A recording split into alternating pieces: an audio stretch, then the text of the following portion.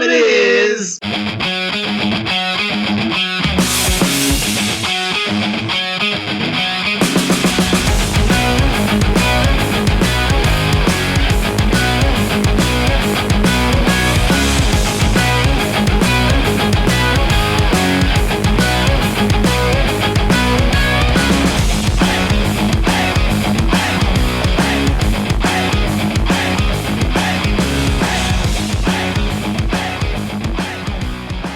For checking out the C Squared Hour. I am Chris. I'm going to give you about an hour of satirical plus serious opinions of mine, and you can decide which one is which. So before we get going into this too much further, I am today drinking, since none of you jagoffs gave me any sort of beer recommendations, I decided to go with a theme here. And I know Randy's going to enjoy this quite a bit after our last Portland trip. Not the one we talked about in episode 2. This was an entirely different one. Was for a concert, but no drugs, no strip clubs, just alcohol. I am drinking Rainier beer.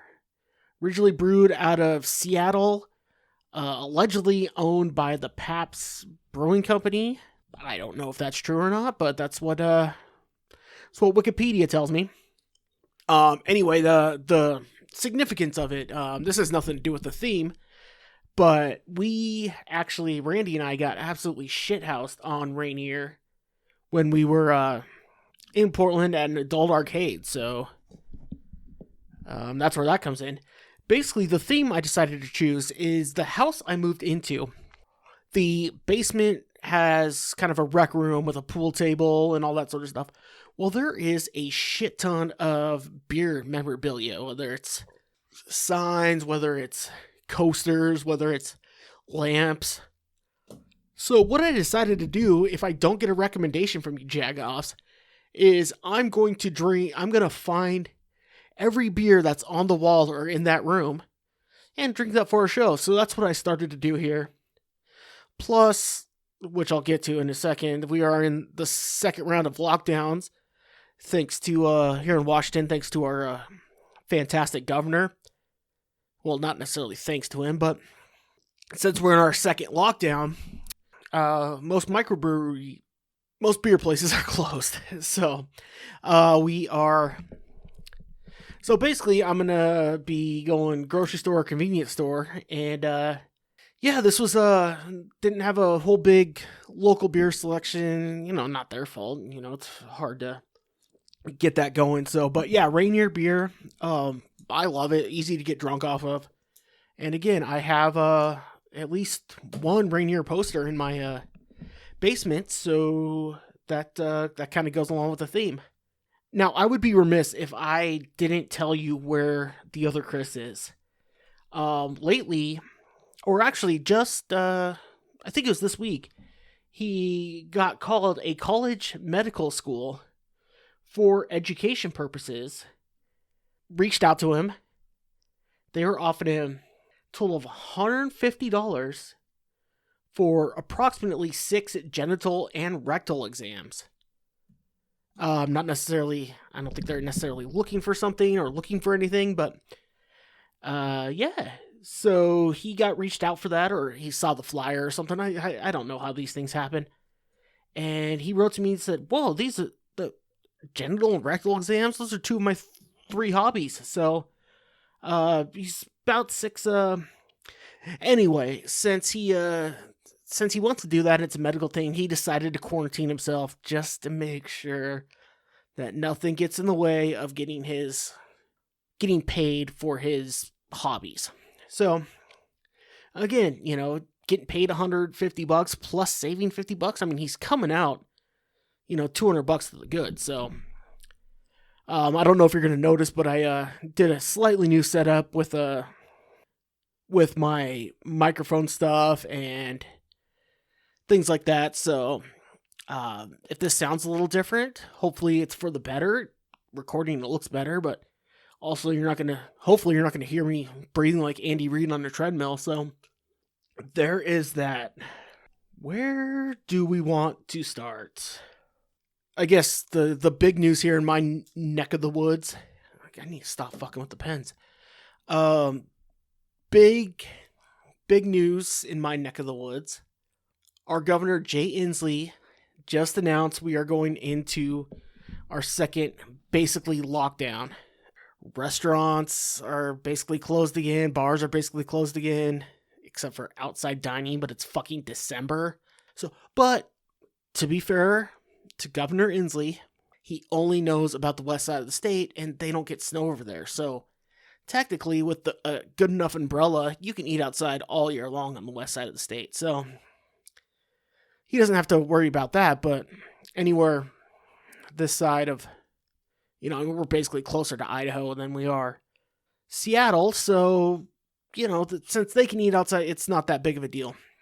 Before I jump into my thoughts on all of this and things like that, I want to state I know COVID is real. All right, I'm not one of those deniers. I'm not one of those. Was it government created? I don't know. What government created it? I don't know. But I'm not gonna say it wasn't, and I'm not gonna say it doesn't fuck up people's lives. I'm not gonna say it doesn't kill people. I'm not gonna say it doesn't do any of that. All right, so before you jump down my throat, before I'm getting fucking emails from everyone who had a grandmother get it to someone who got it themselves and is still feeling the effects, or if Rudy Gobert wants to fucking email me, by all means. I would like to see what happened to Justin Turner's wife.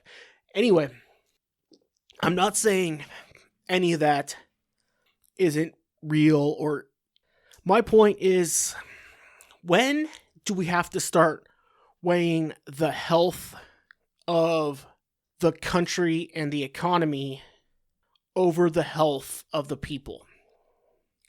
When are we going to have to, start saying, hey, look, this is bad, this sucks, but I'm not saying it's just like the flu, but just like the flu, you're gonna have to make your own precautions to prevent against it. It's not up to us anymore. We're not going to, yes, it may be, more deadly for the older people than the actual flu. I don't know. The problem is every number is fucking politicized now, so I don't know what to believe or what not to believe. Yeah, fuck. I'm watching court TV in the background. Before, to digress a little bit, I'm thinking about turning this into a true crime podcast where, I watch court TV and talk about what's on there. But I'm watching this, and all I'm basing it off how hot the defendant is. If it's a dude, I'm not watching court TV. If it's a chick, then the hotter she is, the more innocent she is. So I'm not sure how that'll work, but back to what I was talking about here. With every other thing, with the, regular flu, influenza, even with SARS or with any, and again, didn't spread as quickly, wasn't as, I don't know. I don't know which numbers I can believe anymore. With all that, when do we get to the point where we have to say, look, I know this sucks. I know you don't want to get it. If you're worried about it, if you're worried about your business, close your business. If you need to keep your business open to, survive this, go ahead. And the citizens are up to their own discretion whether or not they frequent or patronize the business, I guess, or go out to restaurants or go out to bars or do whatever. It's up to them to decide. So if you're really worried about it, you have to stay within your own circle. You have to do all this stuff. You have to wear the mask or whatever, or bathe yourself in hand sanitizer. But if you're willing to take that risk, it should be your choice. Because I just saw here in Spokane, there was a bar/bowling alley that basically said, now that they announced the new restriction, they basically said, hey, if we close this time, we can't open up again. So because of this, basically a business is out of business because they have to redo all this. Even, they were barely, most businesses were barely making it the first time. and now all of a sudden, they have to try all that again. So there's already been one business that says, fuck it, we can't do it. And I just wonder how many of those we're going to see. And, it'd be one thing if, and being a libertarian, this pains me to say it quite a bit, but it'd be one thing if there appeared to be more help coming in from upstairs. Now, even though I am a libertarian, if a restriction is going to come from upstairs, I think upstairs being state or federal government, I think you have to do something for the people living downstairs, so to speak. So if you're going to shut all this shit down like you're trying to do, you have to do something to make sure things like we see that's happening here in Spokane, at least with one business, isn't happening to a lot of businesses. I just think we're at a point. Again, I'm not trying to, minimize the Asian AIDS, or I'm not trying to, say it's not serious, or I'm not saying that. I'm saying, in my personal opinion, for the health of the general public, fiduciary or mental or whatever, I think we are at a point where it has to be up to the individual businesses and the individual to decide what's going on with all this. I mean, with what other thing? I mean, with AIDS, you don't sit there and say, well, since there's been increase in AIDS here in Tacoma, you have to stop having sex, or just to tell the, there's been an increase in herpes in Sacramento, so you have to stop having sex until that number goes down. Okay, well, there's an increase in coronavirus in large gatherings. So guess what? If you're worried about getting coronavirus, don't go into a large gathering. I'm worried about getting AIDS. I glove up. Not the best analogy, but it works. So there's my opinion. And I can go off for years about that, and I can go off, but you're gonna hear so much shit. You're gonna hear so much about, oh, well, this is the issue, and this is you're gonna hear that over and over again. So there's my 10 cents. My 2 cents is free. Well, I guess this is my 2 cents because you're not paying for this. But yeah, that's where I go in on this. With that being said, after the election and after all this stuff's going in, can we just say Biden is the fucking elect? Now, say what you will about Trump and how the election went. I think it's more harmful for the Republican Party to have this continue to go on the way that it's trying to go on. So let's just say Biden's the president-elect and Republicans try again in 4 years. But my biggest question here is, whose mouth do I have to fuck to get a real riot going on? I'm not talking about destroying shit or, people getting hurt or people dying. I mean, just a march that scares people, a march that's worth national news. I mean, we're not getting any of those with this. We got it with the Floyd killing and all that sort of stuff, which, regardless if I agree with it or not, it happened. And largely, I don't know if I could say this, I don't know the numbers, but it seemed to me largely the majority of the people were trying to be peaceful, and probably 15% were making the biggest noise and lighting shit on fire and breaking into things. But again, the squeaky wheel gets the oil, right? But I just want some scary march. I mean, we got to think, the MAGA people are the ones who are going to be upset, right? Now, they showed up outside. I remember watching, they showed up outside polling place in Phoenix. I don't know if it was Phoenix, but Maricopa County, where they were doing all the counting and shit like that with, rifles and shit like that. But, I mean, just march down the street of South Carolina, all your weapons on your back and marching and yelling racial epithets. And, whatever you want to do, whatever you're into, just do it and don't hurt anybody. But I want to see something national newsworthy. I'm tired of only seeing fucking John King's stupid map with all the numbers and explaining, how, if this lawsuit works, if this was. I'm tired of seeing all that. Give me something new. Again, that's why I'm watching court TV. There's. HLN doesn't do this, shit like they used to do when, Nancy Grace was there. So I'm trying to see news that has nothing to do with the election, and this is working so far. But again, I don't know whose asshole I have to finger. I don't know who I have to pay. Just give me fucking something, all right? And I mean, a good friend of mine is a police officer, so I'm not asking for violence, and I'm not asking for people to go after people.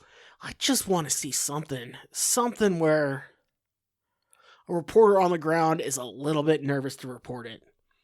But again, no one getting hurt. So that's my biggest question.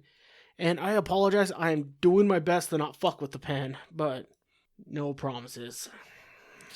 On a note similar to that, I was listening to old episodes, again, trying to avoid all this, current news stuff. I was listening to old episodes of Coast to Coast with Art Bell. If you know that, that's the conspiracy, alien abductions, I was impregnated by a lizard person who, did all this, who did all, that late night show. I listened to that, and it was an episode from 1994. And they were talking about how Rush Limbaugh, apparently this is when Rush Limbaugh really got his name, when he was going off about the Clinton thing. And I think this was just before all the shit hit the fan with Clinton. But Rush Limbaugh was going off on him and all the stuff. And they were talking about how, saying stuff like this against the president is dangerous. And the only thing that hit my head is, listen, idiots, none of this shit is new. None of the shit we're going through is new. None of the media going after a candidate or a candidate going after another candidate is new. It's just easier to find, and because it's easier to find and because it's easier to do, it seems worse and it seems more intense. But really, I would love to know what fucking Coolidge was saying about stuff going on with the other presidential candidates or people on the other side while he's sitting in the Oval Office. The only difference is fucking Trump's tweeting about it rather than keeping it to his fucking self. I guarantee you the same thoughts were happening. And if Taft had a way to, I don't know why I always go with Taft for the old presidents, but if Hoover had, Hoover doesn't work because he started, god damn it. Wilson, if Wilson had a way to, shoot out his thoughts right away, would it be just as bad? So this shit is not new. It just, since it become easier to find, it had to get nuttier. It had to go to the extreme. Because it's easier to find, because there's more outlets for it, people had to go crazier and crazier. That's why Alex Jones went to, water turning frogs gay and, crisis actors and everything he did. It's because you have to go crazier. And another thing I heard is, and I don't know how much I believe this, but another reason it had to go out sideways is there was an old thing where the Republicans used to listen to Rush Limbaugh. Now they are Rush Limbaugh. And so to be on the extreme side of that, you have to go further and further. My biggest takeaway, however, and we could say whatever we want about this, and we can, do whatever we want. And my biggest takeaway is radio shows need to go back to on-screen calls. That was the beauty of listening to old Coast to Coast episodes, is that Art Bell never screened any of the calls. He's like, caller, you're on the line. Who is this and where are you from?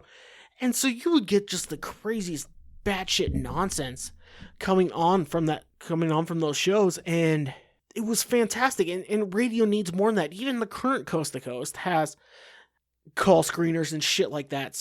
So they get to decide how crazy they are, and if someone's too far, to the crazy side, they don't get through, which is a goddamn shame. Because if I'm listening to late night radio, I want to hear batshit. I want to hear the people I avoid eye contact with when I'm walking down the sidewalk. I want to hear those people's real thoughts. I don't want to have to go to YouTube and dig through all these people and figure out who's fake and who's not. Give me the fucking radio because, let Art Bell figure out who's real and who's fake. He's good at that shit. Let him do it for me. So that's what I took away from it. Basically, and radio's never going to be able to go back to on-screen calls. If you talk to any radio person, the Janet Jackson thing really ruined everything. That's when FCC started really hammering down on basically everything. So thanks to a middle-aged woman's breast and a shitty nipple piercing, we no longer get the wiffle ball bat challenge. So we no longer get on-screen calls. We no longer get anything along those lines. So thank you, Miss Jackson. But before everyone goes off on their big, how could we do this? This is the worst Americans. This shit's not new. So just calm the fuck down. Sad news, however, Alex Trebek passed away, battled with cancer, which is sad. But here's real quick. I'm gonna make this real quick because I'm gonna sound like a real cunt nugget when I explain this all. But Alex Trebek passed away, and everyone's sad and talking about how great he is. And the gentleman's career was reading off answers from a screen and being pompous like he came up with them himself. That's what he made his career about, game show host. I mean, I don't know if he's still alive or not, but Monty Hall, was this sort of thing the same with him? I don't know. All he did was basically try to make smart people feel bad about themselves on a game show. Simplistic, of course. And again, I'm talking strictly out of my ass hairs. I'm not speaking, he may have done, 40 hours a week of, charity work and shit. And if he did, I apologize. All I'm saying is the only thing I know him from is being that guy. So, yes, it's sad and, probably died too early because of cancer. And, well, they did die too early because of cancer. But all I know him for is being that guy. So, it's hard for me to get to the same place that a lot of people are getting when it comes to Alex Trebek. And that's all. I think there's a lot more people, and this is gonna sound really shitty, but there's a lot more people who did a lot more for the world who got treated a lot less like a deity. That's wrong. They were a lot less revered in death than Alex Trebek. So that's where I'm going with that. And I don't think I'm sure I am in the minority with this, but I'm just not sure if he's should be considered an American hero or not or whatever. Well, first of all, isn't he Canadian? Anyway, so let me grab another beer. I'm going to jump off the Alex Trebek comment just for the simple fact that I know I'm sounding like a cocksucker and I don't mean to, and I hope I'm not coming across too bad. But, right now on Court TV, there's some sort of pizza delivery murder trial. But, however, the defendant doesn't look great, so I'm not too worried about it. And it has to do with Domino's. So, alright, what happened since the last episode, the big thing I wanted to talk about, is Tony La Russa, the former manager for St. Louis Cardinals, World Series champion with the St. Louis Cardinals, the president of baseball operations or general manager, I don't know, something front office with Arizona.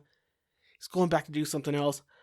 He got pulled over for a DUI. The best part about this, and again, I get it, shut up, it's a DUI, there's something good about it. The best part about it is he dropped the "Do you know who I am?" card. There is nothing I love better than the "Do you know who I am?" It is fantastic. There is nothing that screams, I love myself.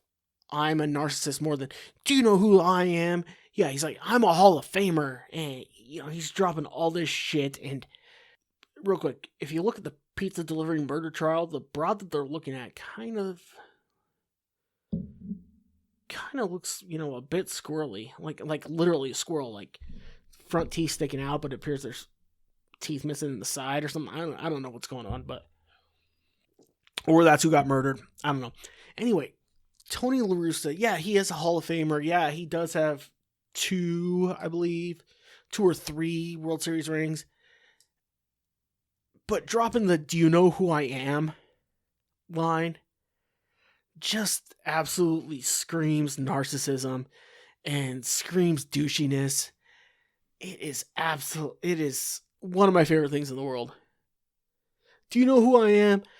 I've heard a couple stories. There's a hockey game where an NHL player's brother was playing, and he goes up to the referee, who I'm very acquainted with, goes up to the referee after something, says, "Do you know who I am?" The referee says, "No idea, but I've heard of your brother." And so it was one of those things. And anybody, it's odd because Tony La Russa doesn't fall into this category. But anytime, usually if someone drops the "Do you know who I am" thing, they're not worth knowing. I remember allegedly the quarterback for Eastern Washington University, either last year or 2 years ago, he dropped that line when he got stopped for being drunk in public or something like that. He dropped that line. "Oh, I'm on billboards. I was at a party with a college basketball player, and he said, 'Do you know who I am? You might recognize me from ESPN.'" There's nothing douchier than the "Do you know who I am" line. And say what you will, and yes, driving while intoxicated and, all that sort of stuff is very, very, very dangerous and not worth the risk, and especially with how easy it is to get cabs and Ubers. Well, except with the Asian age thing, I don't know how easy Ubers are now, or even cabs, to tell you the truth. But I mean, there's, really, especially for a guy, if you can drop the "you know who I am" line in all seriousness, and it's true, there's no reason you should be driving yourself intoxicated. If they know who you are, you should be smart enough to get a driver. That's my opinion. I mean, Tiger Woods, when he got popped for his DUI, his prescription drugs and shit like that, and, everything he was prescribed, it was just, sorry if I'm doing this. Like I said, new setup, tweaking it a little bit. So breaking the fourth wall. If there was more than fucking 50 you listening at a goddamn time, maybe I'd feel a little worse about it. But Tiger Woods was a different story, just for, the fact that it was I say a lot. I put it in my title, but I'm trying to stop. But it's just one of those things, I'm Bob Kelly. You know what, dude? I'm trying. That's what I should name this. You know what? Back on schedule. Yeah, Tiger Woods, he had no excuse for it to happen. And, Lewis is the same way. And if there's one bright spot, it's another guy who was willing to drop the "Do you know who I am" line. And by all means, I fucking love it. Another big story in the news. Well, in my neck of the woods.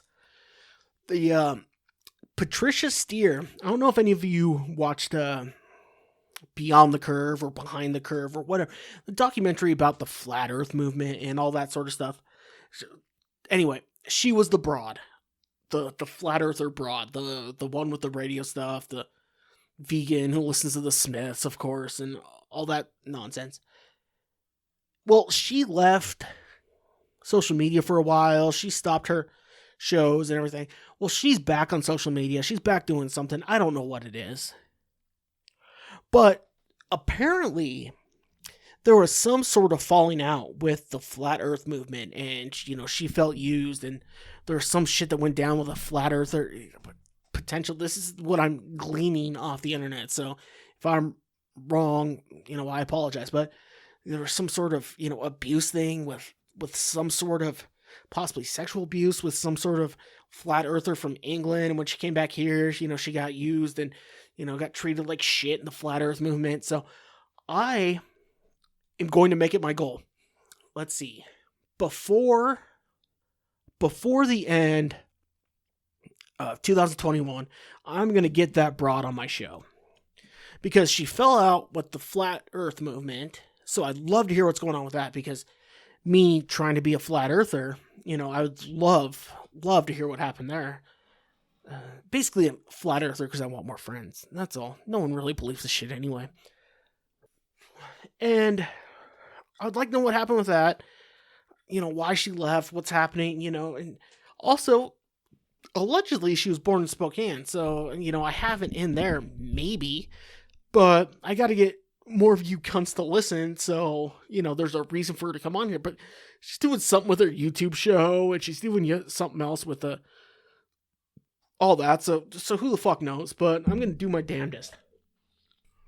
Yeah, that's fantastic. And if anyone knows any more, feel free to hit me up, email me. My DMs are wide open on both Instagram and Twitter, at C² Hour. But feel free, because again, the flat earth movement fascinates me. And it seemed to me there was something more going on with her and with, how she was. And I'm not necessarily sure it's on her end or not. But there seemed to be something further, in play with her and the flat earth movement and the main guy in the flat earth movement, which won't surprise you, from the state of Washington, just on the other side of the Puget Sound from Seattle. So there's that. I would like to get him on too, Mark Sargent, but he seems way too in love with himself. So if you haven't seen that documentary about the flat earth, I definitely recommend it. So I would love to know what happened with all that and how skeezy the underside of the flat earth movement is, and what are the atrocities being committed in the movement. And it's fantastic. It would be very interesting to hear. And so I'm putting that out there. If anyone has a connection, or wants to do homeboy a favor, I'll send her the $20 to buy her beer or whatever, vegan, so she can join in while we do this. But I would love to hear what went on with the flat earth thing. And I saw an Amazon audiobook that supposedly blows the lid off it, or I don't know if blows the lid off is the right term, but talks about it, or she talks about it or whatever. But I don't care $5.99 worth. Not yet, at least. So, I've been kind of, glancing at her YouTube page and her Instagram, she's not really saying much about it. So I would love to have her on the show, just to be able to, that, and, I think, I do enjoy me some crazy broad. So, I think there could be a real love connection there. So, and I mean, quite honestly, if you're trying to be the female face of the flat earth movement, you can't be completely sane, right? Right? And I mean, I love me some batshit, so by all means, let's see if that doesn't work. Anyway, only problem is, and again, another check to the batshit part, she loves her cats, according to Instagram, and A, that screams batshit, but B, cat people bug me. It's one thing to have cats as like pets, but to be a cat person is really fucking concerning. I wouldn't mind having a cat. I had a couple cats that I absolutely loved, and they're absolutely great. One of them was actually more like a dog, so he was pretty cool. But if I had my choice, which, when I got to this house, I did have my choice, and I have dogs. Dogs are fucking better. I'm going to tell any fucking dumbass cat person that dogs are better. Dogs are loyal, cats are cunts. And you know what happens? You're a cat person until the one time you pet a tiger, and then you're a methed up, mullet wearing faggot methed up, mullet wearing gay guy who's plotting murders and shit. You're one step away from that. So, there has never been a dog person to go to prison, a dog ownership dispute. Just gonna say that. Cat people are, and again, like I said, it's okay to have a cat as a pet. It's not okay to be a cat person. Cat people can go fuck themselves. So that started off with me trying to will into the universe getting Patricia Steer on my podcast. So we'll see how that worked. I'm not sure if my my cat person thing would work. Really, the main thing from last week that I really wanted to talk about is my favorite boxer, Terrence Crawford, fought on ESPN on Saturday.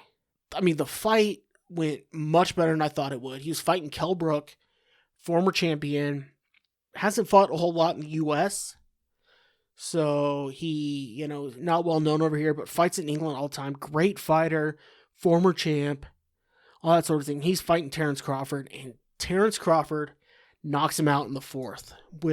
It started with a quick straight right hand. I think it was right hand. Nope, straight left, because he's southpaw.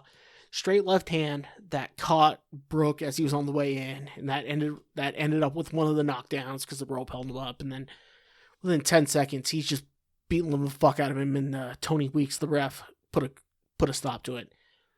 So I had Crawford winning it. I had him, if I was a betting man, which again I'm taking a break from gambling just because it's been so fucking bad for me lately. My fantasy team, I fucking got my dick kicked in again. It's been so bad for me. But I thought it was going to be Crawford by knockout, but I was thinking later rounds. But he just it was a typical Crawford fight. I had Brook up 3 rounds to nothing going into the fourth. I think Andre Ward had it 2-1. One of the commentators for ESPN. He had it 2-1. But yeah, I had it 3-0. And yeah, it was just Crawford just sat there, biding his time, seeing how it looked, and then caught him with one punch in the fourth, and it was fucking over.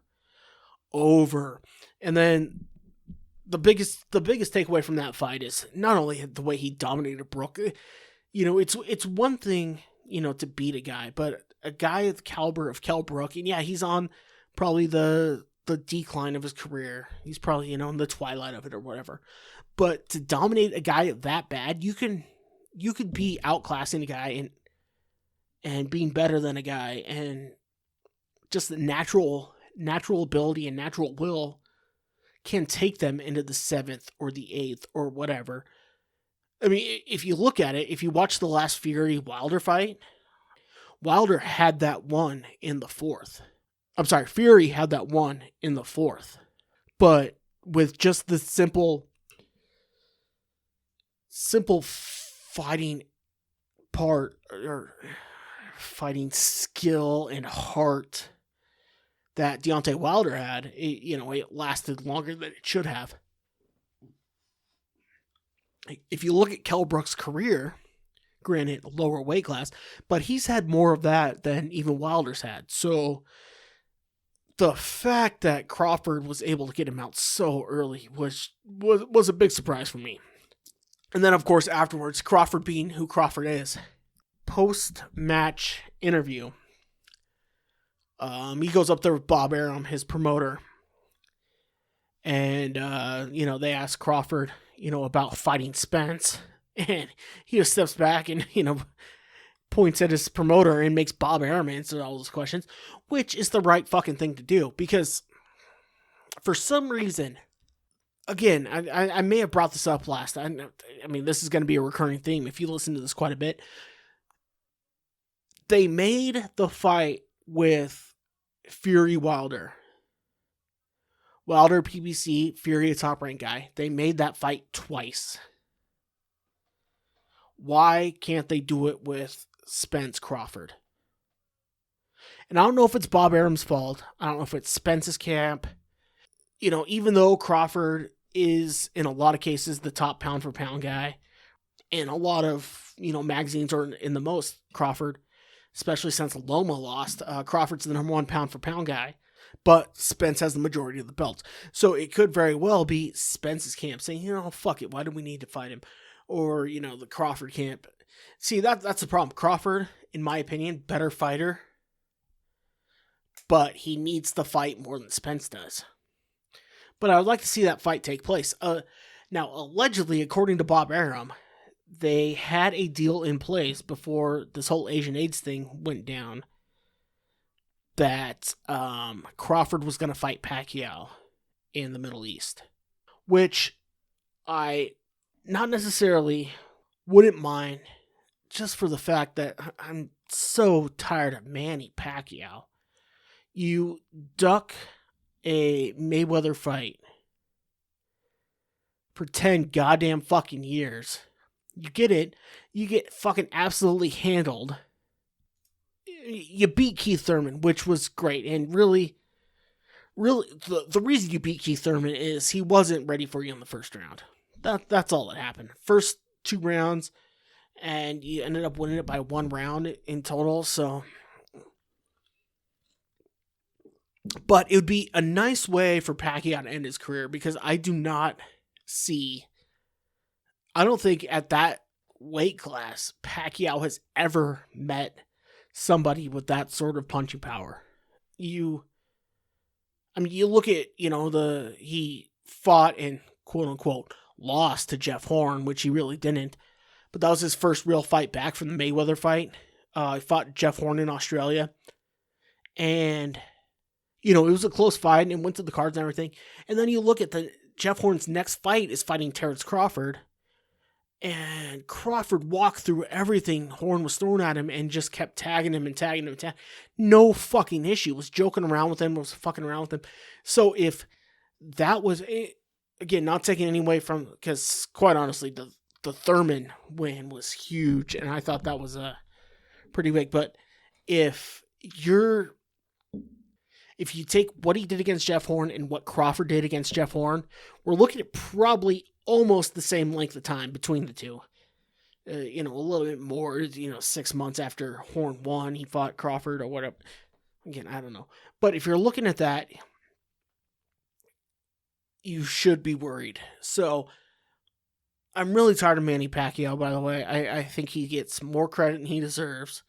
I personally, from what I've heard and what I read, I put more of the blame on him for how long it took to make the Mayweather fight than the Mayweather camp, even though, Money Mayweather's the bigger name and, quite honestly, a not likable guy. So that's my opinion on the whole Crawford thing. Unfortunately, Crawford's the better fighter, higher ranked, but he needs the Spence fight more than Spence needs it. So let's see what would be nice, because Bob Arum the other day just started whining about how much money he spent on Terrence Crawford and how he could build 5 houses with what he's paid him, whatever. And Dana White said it perfectly. You can go find the Dana White thing. I'm not going to say it any more eloquently or offensively than Dana White did. So you can go find that. But, if Arum is so against, what he's had to pay Terrence Crawford and what the return has been, whatever, release him from his contract.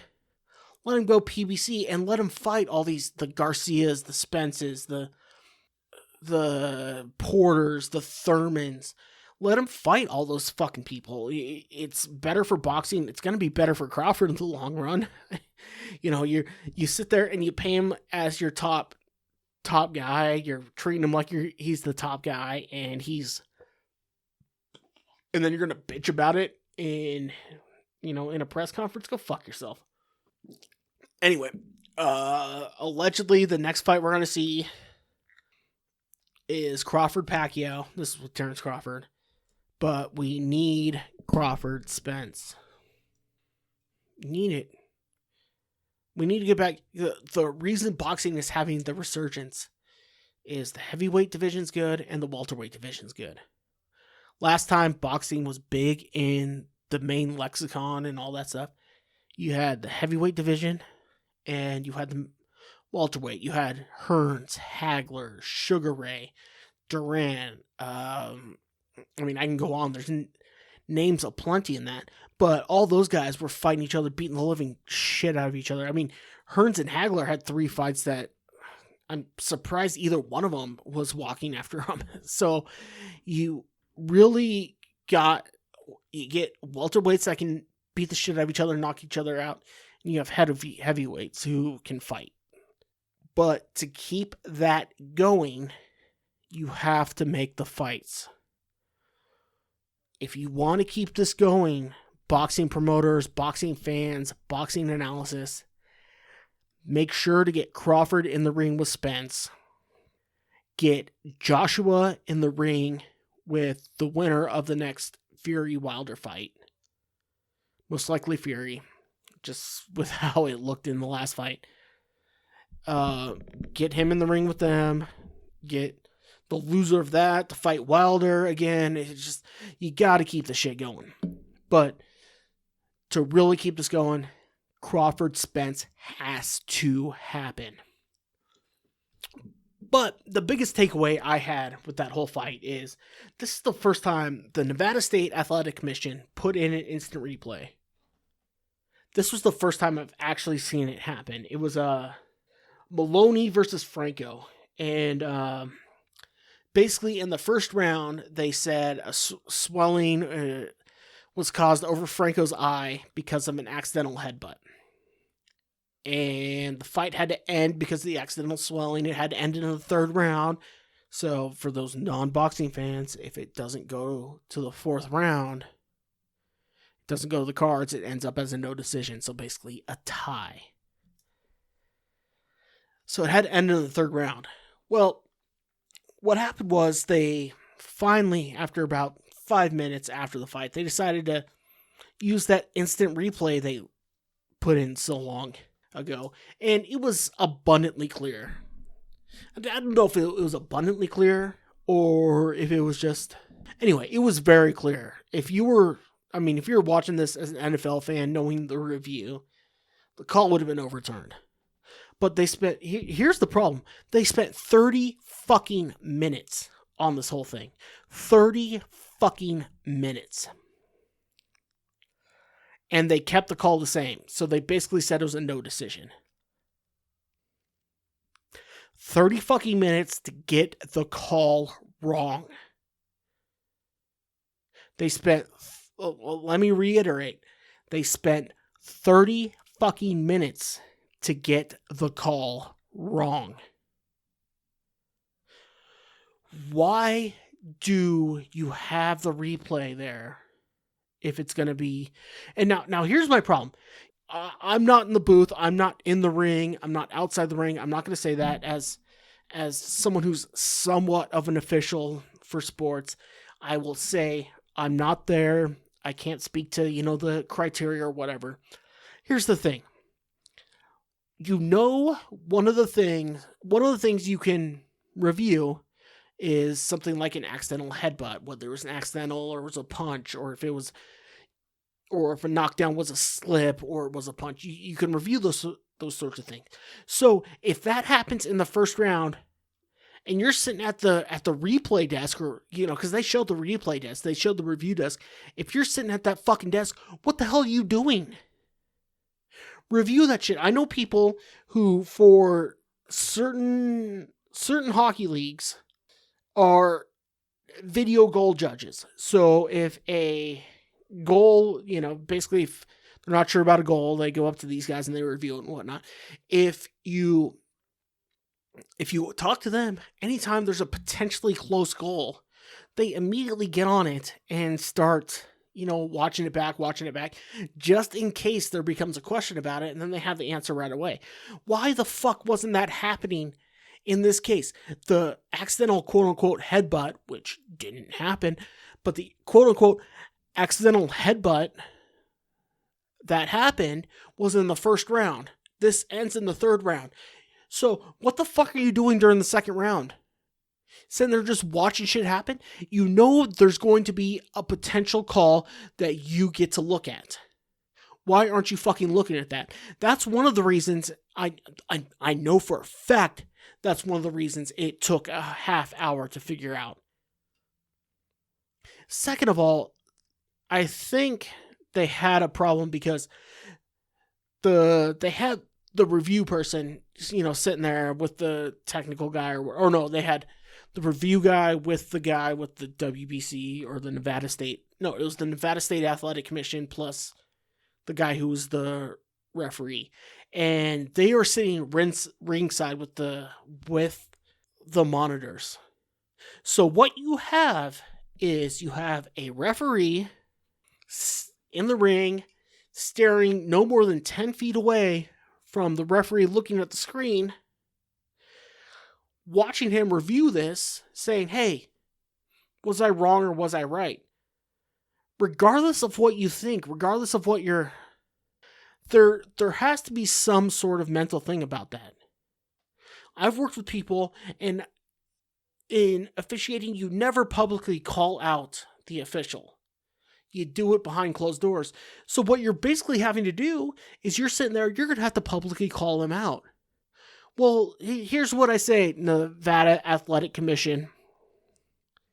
Put these fuckers in a booth upstairs. Put them away from the ring. You don't want the guy's fucking, a guy he's worked with for 30 fucking years. You don't want him staring at him while he has to say, hey, look, you got this wrong. Regardless of how the guy's going to take it, it feels like shit. I can tell you that. It feels like shit. So there's the issue. So there's the issues with the replays, and these assholes better hear this because I have it fixed. As soon as there's a potential call like that, let them start reviewing it. Don't make them keep watching the shit. You have two people sitting at the fucking desk. Let them work together. Second of all, don't put them that close to the ring. At one point, Bob Arum, who rightfully pissed off, went up to them and said, was yelling at them, and they had to get pushed away from, other people from the Nevada, basically saying, what the fuck's going on? Anyway, it ended up with a no decision. Franco, who had the belt, who won the belt from Maloney last time, got basically handled pretty fucking easily. Maloney was just putting the wood to Franco, and if you rewatch it, fucking Tim Bradley, one of my favorite fighters ever, and probably my favorite former boxer commentator, was pissed watching that whole thing. But no, it was clearly a punch in everyone's opinion. He was going off on it, but so was it? I can't read my writing, and I don't remember the name. It was either Mahoney or Maloney, probably Mahoney. But why put in the review if it's gonna take fucking longer and you're still gonna get the fucking call wrong?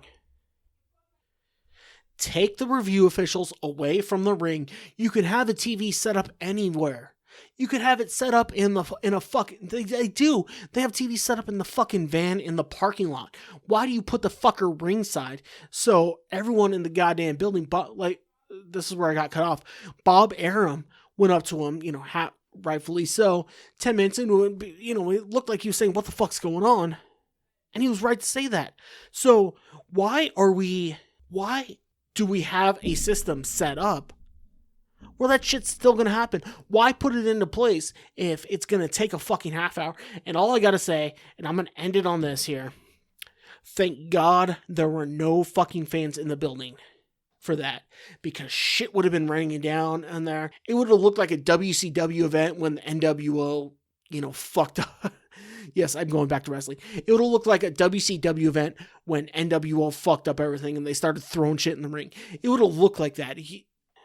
And especially since you have the replay officials, they're in sight. They're going to get the same amount of shit as the person in the ring is going to get. It would have been fucking ugly. After 10 minutes, the fans would have turned on all this, which may have been why it took so long, because they knew, hey, we don't have any fans here, so no one's gonna get pissed off at us or whatever. But thank God, and look, I'm telling you, Nevada State Athletic Commission, get this fucking thing right.